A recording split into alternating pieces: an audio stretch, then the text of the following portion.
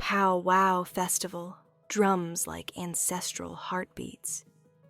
Alena, porcelain and flame-haired, moves through color and chaos, a moy sage at cedar. She spots Alaric clasping a beaded necklace on Lana, whispering public sweet nothings. Lana giggles, glowing goddess mode.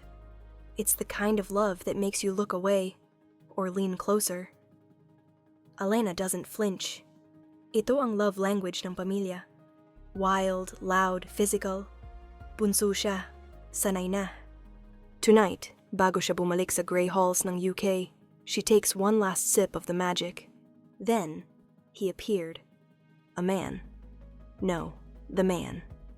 Violet-eyed. Magnetic. Infuriatingly beautiful. He had kissed her once, like a storm claiming a shoreline, and then vanished.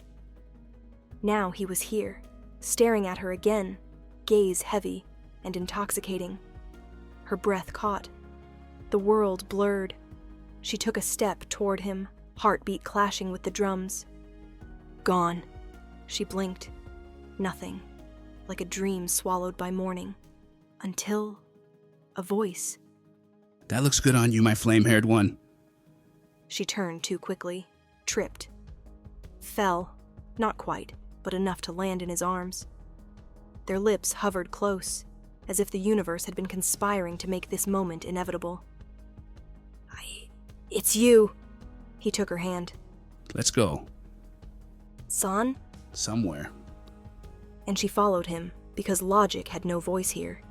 They ran, hand in hand, through the crowd, and into the trees, where the noise fell away like discarded clothing. Shadows cloaked them. Time melted. He pinned her gently against the bark, and then the kiss. It was hot, sinful, a decadent sin offered with no remorse. His mouth claimed hers with aching precision, lips soft and relentless, his hands cradling her face like she was breakable and sacred. Her knees weakened, her soul gasped. He kissed her like he'd done it 1,000 times in his dreams. She tasted rain, cedar. Him? She melted. Again. Slower now. His tongue coaxed secrets from her she never knew she held. A kiss that wasn't rushed, but reverent. Adulterated with every desire she tried to deny. I can't watch you from afar anymore. He murmured against her mouth, voice trembling with hunger and guilt. I need you. He kissed her again. Slower. Deeper. She felt everything. The ache, the wonder, the danger. Every part of her responded. Logic flailed somewhere far behind. All that mattered was this moment. This man. This kiss. Who are you? She whispered, lips brushing his. He smirked, crooked and heartbreaking. Someday, my Alena. Her phone vibrated. Reality returned like a bucket of cold water. I have to go, she said, already mourning the absence. He pulled her back for one last kiss. This one slower still. Not hungry. Just full of ache. Of promise. Of goodbye wrapped in silk. I will find you, he vowed. How? You don't even know me. Trust me. And she did. With a final whisper of lips and a gaze that burned through her skin, he vanished. And she was left alone, beneath ancient trees, heartbeat tangled with the memory of a kiss that tasted like destiny, and rain, and trouble. Hawk's fingers pressed rhythmically against the steering wheel, the worn leather creaking beneath his knuckles. His eyes never left her. Alena. She stood beside her silver Mustang, sunlight catching in her dark reddish-brown hair, like it had been placed there on purpose. Phone to her ear, lips moving.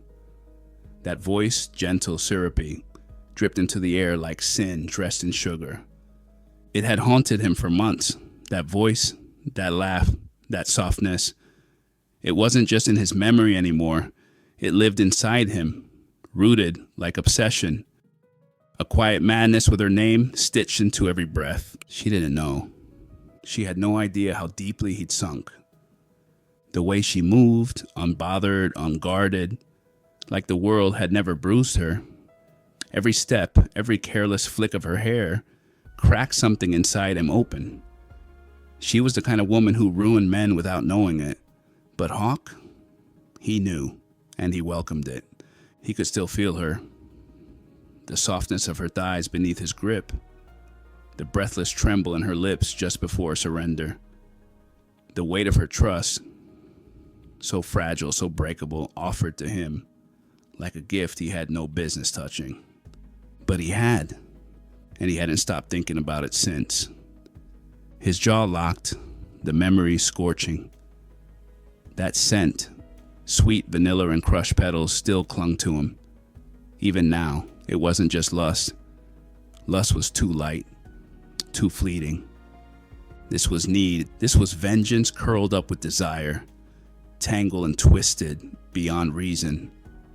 Because Alaric had taken what was his. Lana was supposed to be his. And instead, she was Alaric's wife, Alaric's children, Alaric's life. So Hawk watched from the shadows. If Alaric wanted to keep taking, then Hawk would take too. Not just anything, not anyone.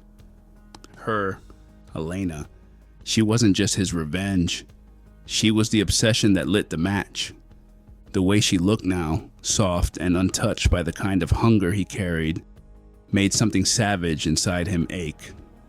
He wanted to unravel her, to take every gentle part of her and turn it inside out, to make her see him, want him, crave him. And she would, because when Hawk wanted something, he didn't stop. And Alena, she was going to burn for him. He didn't care how wrong it was. He didn't care that she was Alaric's sister. Maybe that even made it sweeter. By the time he was finished, she wouldn't remember who she was before he touched her. And the most dangerous part? She would ask him to do it again. Alena was driving back to the airport, barely able to focus on the road. Her body was in North Carolina, but her mind was very much in Oklahoma, or somewhere between a fevered romance novel and a psychological thriller. She had stopped at a small diner, hoping pancakes could soak up the tangled mess of longing and confusion brewing in her chest, but no amount of syrup could smother the heat that still lingered on her skin. She was used to being alone. Convent training had turned her into a fortress, quiet, contained, polite, but he had touched her like she was made of flame, like he didn't care if he got burned. That man, that kiss, the man who had haunted her dreams. And then, a flat tire, perfect timing, divine intervention or cosmic mockery. She couldn't decide. What she knew was this. Standing on an empty road, wind biting at her dress, pistol heavy in her bag, she felt more exposed than ever. And then a car approached. Big, loud, a Hummer. Her gut twisted. A man stepped out, lazy confidence in every movement. Sunglasses removed, revealing those violet eyes that had looked into her like they could read sins. Her breath caught. It was him. The stranger who had kissed her under the trees. The man she hadn't been able to stop thinking about. Her pulse spiked with a mix of recognition and the kind of heat that curled low in her belly. She didn't raise her gun. Not yet. He walked closer, slow and sure, his gaze unapologetically dragging down her frame. Every step closer made her heart beat louder in her ears. "You again," she said, voice low. "You followed me?" I told you. He murmured. I always find you. "You're not supposed to be here," she said, even as her body leaned into the gravity pulling her to him. And yet, here I am. When he caught her, it wasn't rough, but it wasn't tender either. His hands locked around her waist and pulled her against him, and every inch of her body remembered what his lips had done to her. "Why do you do this to me?" she whispered. He pressed his mouth near her ear. Because you crave it, even when you pretend not to. His thumb brushed her lip. Her breath hitched. Her knees nearly buckled when his thumb dragged slowly across her bottom lip. He mused, like he was tasting her without actually tasting her. I remember these lips, so soft, so sweet, like they were made to be kissed until they're swollen. Alena's chest rose and fell with unsteady breath. Her body screamed yes, even as her mind dug its heels in. She hated him. She wanted him. She hated that she wanted him. Tell me, sweetheart, do you ever dream about kissing me again? Before she could gather herself, before the haze of longing could fully settle over her, a voice called from behind. We got the car ready. You want her in the back, Hawk? Her heart dropped. The air changed. Hawk. Her blood turned cold. Hawk Copeland. Her brother's sworn enemy. The man who had nearly destroyed their family. And the man who had just held her like she was his. You. Now she raised her gun. Get away from me! She shoved at him, eyes wild with realization. He didn't flinch. Easy, he said, reaching calmly into his jacket. You're Hawk. You deceive me, Copeland. He chuckled, low and taunting. Oh, nice to meet you too, Miss Fuentabella. Her pulse skyrocketed. She had to get away. Now! I should have known. But you didn't. He murmured, pulling out a cloth. And now you do. She turned to run. Too late. The scent hit her before the cloth did.